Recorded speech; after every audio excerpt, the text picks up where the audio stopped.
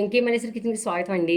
ఈరోజు మనం చేయబోయే రెసిపీ చికెన్ వండుతున్నానండి. ఇది కర్రీ చికెన్ అస్తమాటు బాయిలర్ చికెన్ అవి వండుతున్నాను అనుకుంటారు. ఇదిగోండి పారంకోడి మాసం అండి ఇది. ఇదిగో చూసారా, పైన ఇలా కాల్చి చక్కగా ఇలా కొట్టించారండి. ఇదిగోండి ఇలా కాలిపించుకుని శుభ్రంగా తెచ్చుకోవాలండి. ఇది ఒక నిమ్మకాయ పసుపుతోటి కొద్దిగా క్లీన్ చేశానండి శుభ్రంగాని.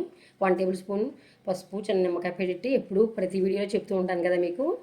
అలాగా ఇది కేజీ చికెన్ అండి. ఇది 3 చిన్న గుడ్లు వచ్చాయి. పారంకోడి మాంసం కదండి. ఇదిగోండి కార్జం కూడా వచ్చింది. ఈ మెత్తబడతాయని కూర వేయించినప్పుడు చూపిస్తానండి. మనం వాటర్ అవి వేసేసిన తర్వాత పైన వేద్దామండి. ఇది కూడా శుభ్రంగా కడుక్కుని పక్కన పెట్టేసుకోండి. ఇవి శుభ్రంగా కూడా నీట్గా కడిగేసుకుని పక్కన పెట్టేసుకున్నానండి. ఇప్పుడు కేజీ చికెన్కి ఇంగ్రీడియంట్స్ అనేవి చెప్తున్నాను చూడండి. ఇదిగోండి 3 ఉల్లిపాయలు అండి, మీడియం సైజు ఉల్లిపాయలు చిన్న ముక్కలుగా కట్ చేసుకున్నాను. 4 పచ్చిమిరకాయలు పొడవుగా చీరుకున్నానండి. ఇలాగా మేము ప్రతి వాటిల్లో కూడా చాలా మటుకి పచ్చిమిరకాయలు వాడుతూ ఉంటామండి, అందువల్ల చూపిస్తున్నాను మీకు. పైన కర్రీకి కొత్తిమీర గార్నిష్కి తీసుకున్నానండి. దీంట్లో కావాల్సిన సామాన్లు 50 గ్రాములు సన్ఫ్లవర్ ఆయిల్ తీసుకున్నాను. 50 గ్రాములు ఏం సరిపోతుంది కేజీ చికెన్ అనుకుంటారు. నూనె, కారాలు, ఉప్పులన్నీ కూడా తక్కువ వాడుకోవడమే మంచిదండి. ప్రతి వీడియోలో కూడా నా వంటలు అన్ని వీడియోలు కూడా అన్నీ తక్కువగానే ఉంటాయండి. ఎందుకంటే నేను ఇంట్లో వాడితే మీకు మెజర్మెంట్లు చూపిస్తున్నాను. టేస్ట్లు కూడా చాలా బాగుంటాయండి. నేను ఏ విధంగా తయారు చేస్తున్నానో ఆ విధంగా తయారు చేయండి. 3 టేబుల్ స్పూన్లు కారం అండి. ఇది 2 టేబుల్ స్పూన్లు సాల్ట్ అండి. 1/2 టేబుల్ స్పూన్ పసుపు అండి. 1/2 టేబుల్ స్పూన్ జీలకర్ర పౌడర్ అండి. జీలకర్ర పౌడర్ తక్కువ వేసుకోండి. ధనియాల powder 1 table spoon. Garam masala 2 table spoon అండి. ఇది చిన్న టేబుల్ స్పూన్లు. అల్లం వెల్లుల్లి పేస్ట్ 3 టేబుల్ స్పూన్ అండి. ఇది మాత్రం ఎక్కువ చేశాను. అల్లం ముక్క కొంచెం ఎక్కువ తీసుకుని వెల్లుల్లిపాయ తీసుకున్నాను. ఇవి చూపిస్తానండి. ఇదిగోండి చిన్న అల్లం ముక్క, ఇదిగోండి ఒక 6 రెమ్మలు వెల్లుల్లిపాయలు కలిపి ఇలా పేస్ట్ చేసుకోండి. ఎందుకంటే మాంసానికి కొంచెం మెత్తబడాలండి, గట్టిగా ఉంటుందండి, పారంకోడి కదండి, అందువల్లండి.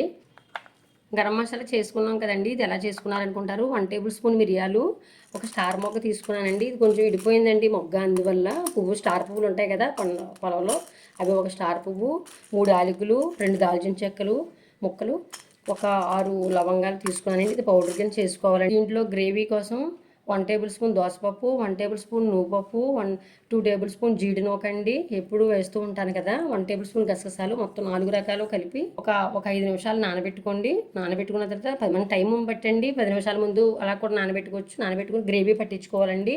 ఇవి అన్నీ కూడా పట్టించి చూపిస్తాను ఇప్పుడు మీకు. ఇవన్నీ కూడా గ్రేవీ పట్టి చూపిస్తాను అన్నాను కదా. ఇదిగోండి గ్రేవీ పట్టుకున్నాను. ఇలాగా పట్టుకోండి. 3 టేబుల్ స్పూన్ అవుతుందండి స్పూన్ తోటి. ఇదిగోండి చక్కగా 3 టేబుల్ స్పూన్లు అవుతుంది ఇది. ఇలాగా కర్రీలో వేయించినప్పుడు వేస్తే మీ గ్రేవీ కూడా దిగి కూర చక్కగా బాగుంటుందండి. ఈ కర్రీ కూడా ఒకసారి మరొక మాట చెప్తున్నాను, కర్రీ కొంచెం పెద్ద పీసులుగా కొట్టించుకున్నానండి. ఎప్పుడు కూడా మాంసం కొట్టించినప్పుడు ఇలా కండతో ఉండేటట్లు కొట్టించుకోండి కర్రీని. ఇది అంతా కూడా నాటుకోడి మాదిరి ఉంటుందండి. ఇప్పుడు ఈ కర్రీ ఇదంతా కూడా తినేటప్పుడు కూడా మనకు ఆ ఫీల్ కలుగుతుంది. అంటే దుమ్ములు ఎక్కువ ఉంటాయి కదండి మరి పారంకోడి అంటేను, అందువల్లండి నేను చెప్తున్నాను మీకు. పీసులు కూడా ఇప్పుడు కుక్కర్లో వేస్తానండి. కర్రీ చిన్నవి అయిపోతాయని కొంచెం పెద్ద పీసులే కట్ చేయించుకున్నాను. ఇప్పుడు ఒకసారి కలపడం చూపిస్తానండి. ఫస్ట్ ఏ మాదిరి కలుపుతున్నాను ఇవ్వండి. ఇప్పుడు కర్రీ తీసుకున్నాం కదా, దీన్ని ముందుగా కూరకి ఒక పావు గంట ముందు ఇలా చేసుకోండి. ఇదిగోండి పసుపు ఉంది కదా తీసుకున్నాను కదా, 1/2 టేబుల్ స్పూన్ ఇది వేసి, ఇదిగోండి అల్లం వెల్లుల్లి పేస్ట్ తీసుకున్నాం కదా, ఇది సగం కలుపుతున్నానండి.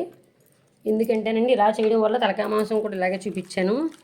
తలకాయ మాంసంలాగే గట్టిగానే ఉంటుందండి. ఇది పారం కోడి ముదర లేతనే ఉండదండి. కోడి మాంసం ఇది గట్టిగా ఉంటుంది. అది మామూలుగా బాయిలర్ అయితే మెత్తగా ఉంటుంది, ఇది గట్టిగా ఉంటుంది. ఇదిగోండి పసుపు, అల్లం వెల్లుల్లి పేస్టు ఇలా పట్టించేసుకుని ఒక 10 నిమిషాలు పెట్టుకోండి. దీంట్లో తినేసి వాడాలి ఏం అక్కర్లేదండి. నేను చెప్పి చిన్ని ట్రిక్స్ మీరు ఫాలో అవుతే మీకు చక్కటి కూర మీకు చాలా బాగుంటుందండి.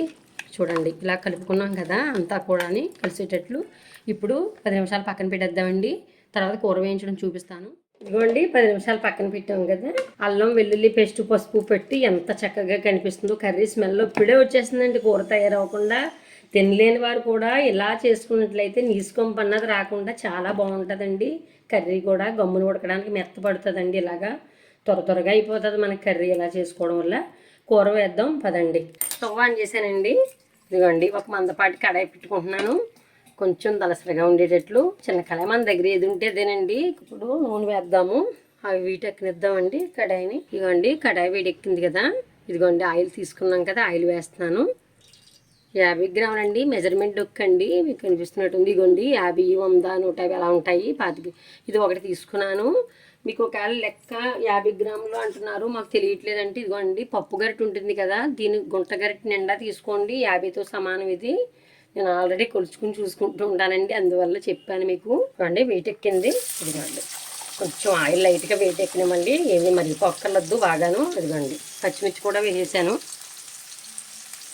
వేగితే బాగుంటుందండి పచ్చిమిరపకాయలు, ఆయిల్లో వేగితే బాగుంటుంది కదా.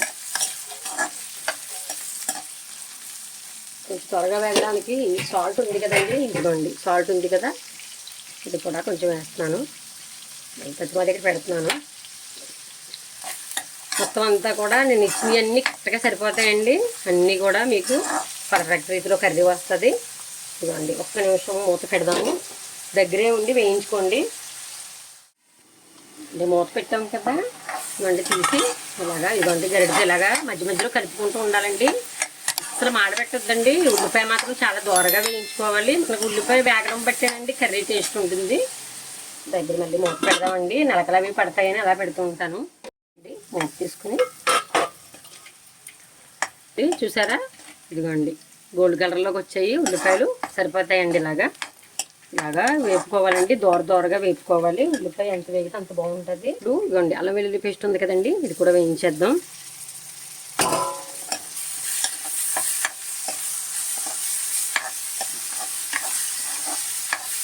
పచ్చివాసనలు పోయే వరకు వేయించుకోవాలండి ఇవన్నీ కూడా. ఇవ్వండి అల్లం వెల్లుల్లి పేస్ట్ వేగింది. ఇప్పుడు గ్రేవీ ఉంది కదండి, గ్రేవీ వేస్తాను. చూసారా ఎంత గ్రేవీ పట్టిందో, బాగుంది. ఇప్పుడే చూసారా ముక్కను బాగా పట్టుకుంటుందండి. ఉల్లిపాయ గ్రేవీ పేస్ట్లు అన్నీ కూడా మనకు కలుపుకు తినడానికి రైస్లోకి అన్నీ బాగుంటాయి. ఇవ్వండి దోరగా వేగింది కదా, అది కూడా గ్రేవీ కూడా వేయించాను. ఇప్పుడు అడుగు పట్టకుండా చూసుకోండి, అడుగు పడుతుంది. ఇదిగోండి కర్రీ ఉంది కదండి, ఇప్పుడు కర్రీ వేస్తున్నాను. వేసాం కదా, ఇలా కలపండి. మగ్గనివ్వాలండి. ఇప్పుడు ఈ గ్రేవీలతోటి కర్రీని మగ్గనివ్వాలి. అల్లం వెల్లుల్లి పేస్ట్ పసుపు అన్నీ కలిపాము, చక్కగా వేయించుకుని ఫస్ట్ కలిపి ఉంచాం కదండి. ఇప్పటికే చాలా బాగుంటుంది, స్మెల్ అన్నది రాకుండా చక్కగా పట్టుకుని ఉంది. ఇప్పుడు సరే ఒక్క నిమిషం మూత పెడదామండి. మూత పెడుతూ మధ్యలో వేయిస్తూ ఉండాలండి, దగ్గరే ఉండాలి. ఇదిగోండి క్లాత్ చేతిలో పెట్టుకుని ఇదిగోండి ఇలా పట్టుకుని కలుపుతూ ఉండాలండి. చూసారా ఒక పావు గంట బాగా మగ్గబెట్టాను. నీరు ఊరుతుంది చూసారా, చికెన్ అనేసరికి అలా నీరు ఊరుతుందండి. బాగా వేగిందండి చూసారా, చాలా మట్టికి ఎలా వేపుకోవాలి.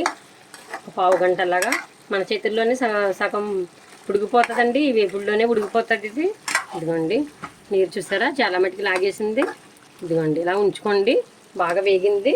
ఇప్పుడు ధనియాల పౌడర్, ఇదిగోండి జీలకర్ర పౌడరు, కారం కూడా తీసుకున్నాం కదా, ఇప్పుడు వేయండి. మొత్తం అంతా వేగిపోయిన తర్వాత ఇదిగోండి మసాలా పౌడర్ ఉంది కదా, ఇది సగం వేస్తున్నానండి. మళ్ళీ దింపేటప్పుడు కూడా వేద్దాం. మీకు మసాలా పౌడర్ లేనివారు మామూలుగా ఆర్చి కానీ ఏదైనా వాడుకోండి, మంచిది. ఎవరిష్టం అయ్యి బాగుంటున్నాయండి మసాలాలు, అవి అలాంటివి వాడుకోండి. ఇదిగోండి కలర్ అప్పుడే చూసారు, అప్పుడే జ్యూసీగా అయిపోతుంది కర్రీ. ఇదిగోండి ఎంత బాగుందో, స్మెల్ వచ్చేస్తుందండి కర్రీ. 2 సెకండ్లు మూత వేస్తున్నానండి. ఇదిగోండి మూత పెడదాం ఇప్పుడు. అది దగ్గరే ఉండండి, అసలు అడుగు పట్టనివ్వద్దండి. ఇదిగో చూసారా అసలు మాట్లేదు ఎక్కడాను. కారం వేసాం కదండి, ఇట్టి అడుగు పెట్టేస్తుంది. ఇలా మూత పెడుతున్నాను అంటే కొంచెం మగ్గుతూ ఉంటుందండి, ఫ్లేవర్ అంతా పట్టుకుని ఉంటుంది.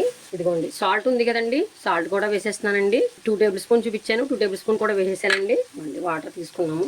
ఇలా కూడా స్టవ్ మీద మెల్లగా చిన్న సీడీలో పెట్టుకుని చేసుకోవచ్చండి. కారము సాల్ట్ అన్నీ కూడా ఒకసారి చూసేద్దామండి. ఇప్పుడు పచ్చిగా ఉన్నప్పుడు చూసేసుకోవాలండి, అంటే పట్టి ఉడకాలి కదండి. మరి కారము సాల్ట్ అన్ని కూడా సరిపోయండి, ఇంకా దగ్గర పడుతుంది కదా కర్రీ మనకి. ఈ వాటర్ తో కుక్కర్లో వేస్తున్నాను ఇప్పుడు. ఇదిగోండి వాటర్ చూసారా, ముక్క ములిగి అంతవరకు మాత్రం వేసాను.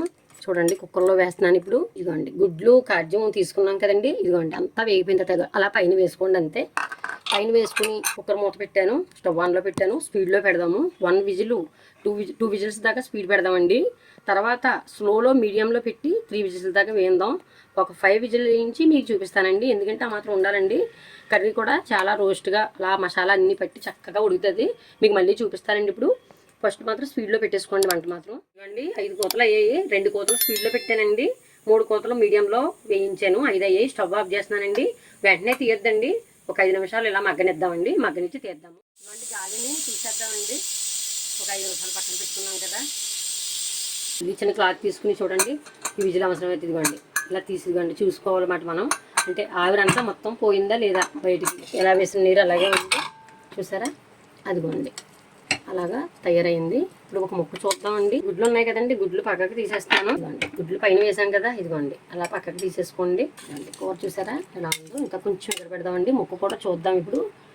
ముక్కలో తీసిన వెంటనే ముక్క మాత్రం టెస్ట్ చేసుకోవాలండి. ఇదిగోండి ముక్క తీసుకున్నాం కదా, ఇదిగోండి ఇలా వేరు కావాలి చూసారా. ఇలాగ అటు గట్టిగా కాకుండా ఇటు మెత్తగా కాకుండా ఉండాలండి. బాగా మెత్తగా కూడా అయిపోకూడదు. ఇదిగోండి తొందరగా విడిపోతుంది చూసారా. సరిపోద్దండి ఇలాగా. కుక్కర్లోదంతా ఒక కడాయి పెట్టుకుని, ఇదిగోండి ఇందాక మనం వేయించుకున్నాం కదండి, కడుక్కుని ఇదిగోండి చూసారా. ఆయిల్ సరిపోదేమనుకున్నారు, ఎలా తీరిపోతుందో చూసారా. ఇంతేనండి పారం కోడి మాంసం. కొవ్వులు ఉంటాయి కదండి మాంసాలంటేని, పెద్ద ఆయిల్ పడదు. మూత పెట్టేస్తున్నానండి. ఇప్పుడు ఒక నిమిషం మగ్గనిద్దామండి ఇంకాను. ఇదిగోండి మూత పెట్టాం కదా, చూసారా కూర. ఇదిగోండి జ్యూసీగా, ఇదిగోండి గ్రేవీ అవి కూడాను చూసారా ఎంత ఉందో. అలాగా ఇప్పుడు దగ్గర అయిపోతుంది కదండి. ఇదిగోండి ఇవి పక్కన పెట్టుకున్నాం కదా ఇందాక, ఉడికిన వెంటనే తీసుకుని, అంటే కలిసిపోతాయనండి. గుడ్లు చితకూడదండి, గుడ్లు చితికితే టేస్ట్ వేరే మారిపోతుంది.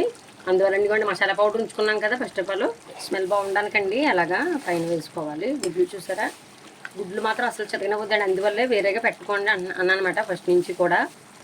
కొత్తిమీర వేస్తున్నాను.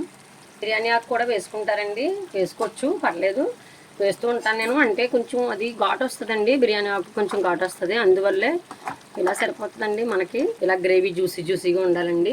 ఇంకా దగ్గర చూపిస్తాను. కొంచెం కాంతి తక్కువ ఉందండి. అదిగోండి కర్రీ ఆ మాదిరి ఉండాలండి. కర్రీ ఎప్పుడు చేసుకున్నా చూసారా ఎంత చక్కగా ఉందో. సాల్ట్ మరొక మాట చూద్దామండి. కారము, సాల్ట్, ఆయిల్ అన్నీ కూడా సరిపోయింది. ఆయిల్ కూడా ఏమి తేరట్లేదు.